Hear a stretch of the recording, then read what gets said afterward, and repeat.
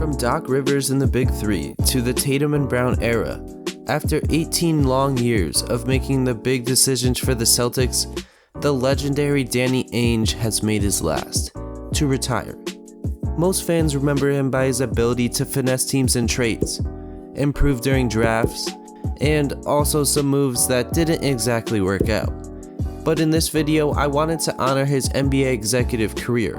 So here's a timeline from 2003 to 2021, highlighting the best accomplishments and decisions made by Ainge in the Boston Celtics. The next step is the biggest jump that we have to make, and to get back to that championship level that we all want. In early May of 2003, Danny Ainge was hired as the president of basketball operations, marking the start to his almost 2-decade-long career. At this point, the team was led by 25-year-old Paul Pierce and a 26-year-old Antoine Walker. They were basically an 8 seed that had a lot of room to grow, and Ainge was just given full freedom to take this team to the top. Almost a year later, in April of 2004, Ainge hired Doc Rivers, the first piece to a championship team. He would stay as the head coach until 2013, when Ainge agreed to release his contract to the Clippers in return for a 2015 first rounder, but we'll get to that a little later. Doc had tons of success as the head coach with the help of Boston's roster. 1 NBA championship, 2 finals appearances, and an NBA Coach of the Year candidate 2 years in a row. But that was just the start of smart moves from Danny Ainge. Fast forward to the 2007 NBA draft, and the Celtics had the 5th pick. This season, Boston had the 2nd worst record in the league, so Paul Pierce expressed his frustrations to the front office.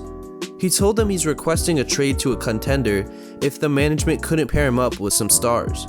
So Ainge got to work. He knew they would miss out on drafting KD, so he decided to deal the pick, along with Delonte West and some other filler players, to the Seattle Supersonics in return for Ray Allen. At this point, he was 31. But just put up 26, 4, and 4, shooting close to 40% from 3 in the previous season.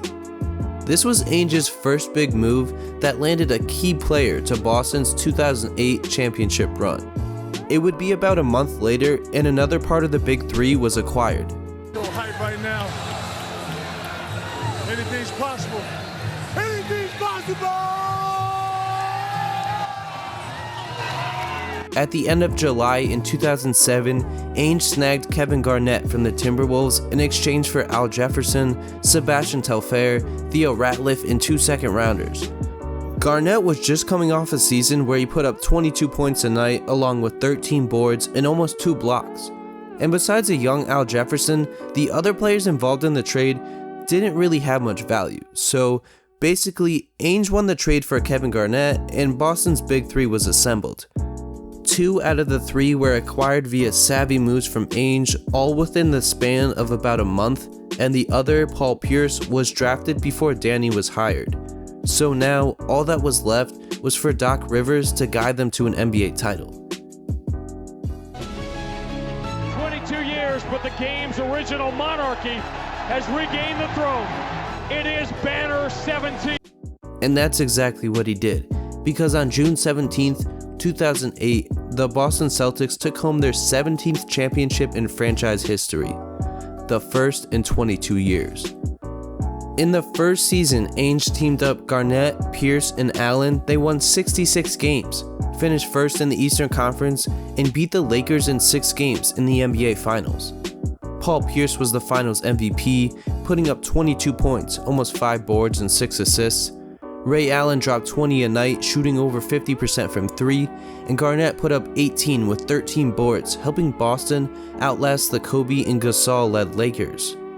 Danny Ainge was also awarded the NBA Executive of the Year award. His 2 big trades resulted in the team winning 42 more games than the previous season, the most dramatic single-season improvement in league history. But before we move on, if you see me in your recommended or you just like NBA content, consider subscribing because I'll have more videos like this out soon. 2 years later, on the same day, June 17th, the Celtics lost to the Lakers in Game 7 of the 2010 NBA Finals.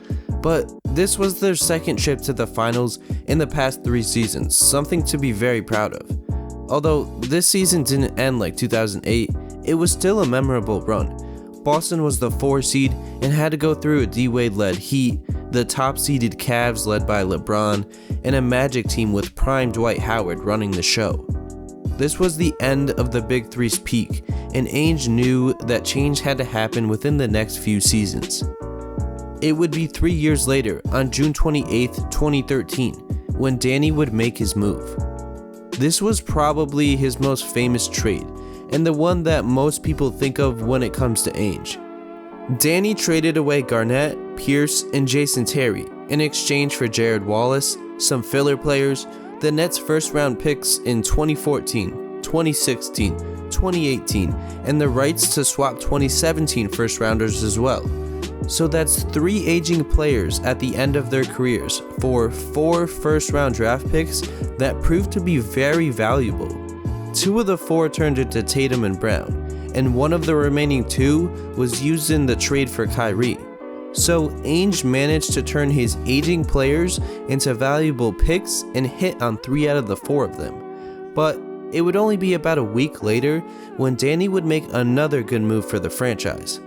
After losing Doc Rivers to the Clippers in a trade for a coach for some reason, the Celtics needed to fill the position. So, on July 3rd, 2013, Ainge hired Brad Stevens to be the new head coach. Before this, he coached at Butler as an assistant and a head coach for about 12 years. But after just 1 year with the Celtics, his offensive schemes helped them win 15 more games than the previous season, and it was only up from there. Probably his most notable accomplishment is how well he designed the game plan around Isaiah Thomas's strengths. Even though he's only 5'9", he's great at shooting off screens and using his body to create space. So Brad Stevens, being the smart coach that Ainge had hoped for, created systems that allowed Thomas and Horford to work together in various screenplays. IT had full control on the ball most of the time and was the go-to scorer and facilitator. Brad Stevens was a big part of the Celtics' quick rebuild. Just another W for Danny by snagging him from Butler in 2013. So at this point, Brad Stevens was still a new head coach in the NBA, and this was about to be his first time working with a brand new lottery pick. On June 26, 2014, the NBA draft took place, and the Celtics took Marcus Smart with the 6th pick. Smart was a great choice for Ainge because, as of right now, he's been on Boston's roster longer than anyone else. I think a lot of people would agree Smart is the heart of the Celtics, and his defense has been vital to this team's quick rebuild. But now, we move on to some of the more recent moves made by Ainge. With one of the draft picks he got from the Nets trade a few years ago, Ainge took Jaylen Brown in the 2016 NBA draft. He started off as a defensive wing with high potential, and in his first 2 seasons, showed flashes of being an all-star level player. He usually performed well in the playoffs for such a young player, and now his potential is starting to be fully realized. There's times where he takes over as the best player on the floor, even when Tatum is in the game. But that brings us to the next draft pick from Brooklyn. In 2017, the Celtics were extremely fortunate and landed the very first pick in the draft. But Ainge, being Ainge, knew there were multiple players that could go in the top 3, and other teams might want to trade up for their guy. So he made a smart move by trading down to the 3rd pick. The Sixers took Fultz first, Lonzo was taken second by the Lakers, and the Celtics got who they wanted, Jayson Tatum, who was undoubtedly the best player in this draft at this point. At 22 years old, he just put up 26, 7, and 4, is an all-NBA caliber player, and recently dropped 50 in one of their last playoff games of the season. The future is still extremely bright for Tatum, and I'm sure the teams that passed on him are kind of regretting it now. About 2 months before the start of the next season, on August 22nd, 2017, Ainge made the move to trade for Kyrie. The trade was Isaiah Thomas, Jay Crowder, Ante Zizic, and Brooklyn's 2018 first rounder. At the time, and on paper, this seemed like it would be a great move that would push the needle for the Celtics. Boston fans were happy to have one of the best point guards in the league on the team, and things seemed promising. It was this same offseason that Gordon Hayward was signed to a 4-year deal. But then, injuries prevented this team from ever really growing together. Hayward got injured in his very first game playing for Boston, which happened to be the only game he played that season. And Kyrie missed the playoffs that same year. So Ainge made some moves that seemed smart at the time, but a combination of getting unlucky and a lack of a true facilitator on the team resulted in them never reaching their full potential.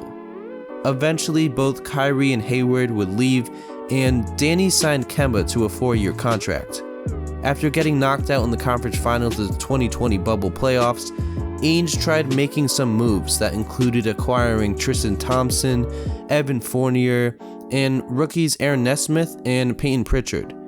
Since then, the Boston Celtics were knocked out in the first round by the Nets. And finally, on June 2nd, 2021, Danny Ainge announces he is retiring from his position as president of basketball operations for the Celtics. When asked why, he said the decision was purely his own. Boston urged him to think about it more, but he said he's looking forward to spending more time with his family with as little stress as possible. As a man who's been in charge of nearly every big decision the Celtics have made over the past 18 years, it makes sense for him to want to step away from it all. Danny Ainge has retired as a Boston Celtics legend. Even if he's missed on some draft picks and injuries prevented some of his more recent signings from working out, you can't take away the legendary career he's had. And as a Celtics fan, I will definitely miss him. Now we wait to see what Brad Stevens can do in his new role and who will take over as the new head coach. But that's gonna do it for this video. If you made it to the end, drop a like, and why not subscribe? It's free and you can always change your mind. Thank you so much for watching, and I will hopefully see you guys in the next one.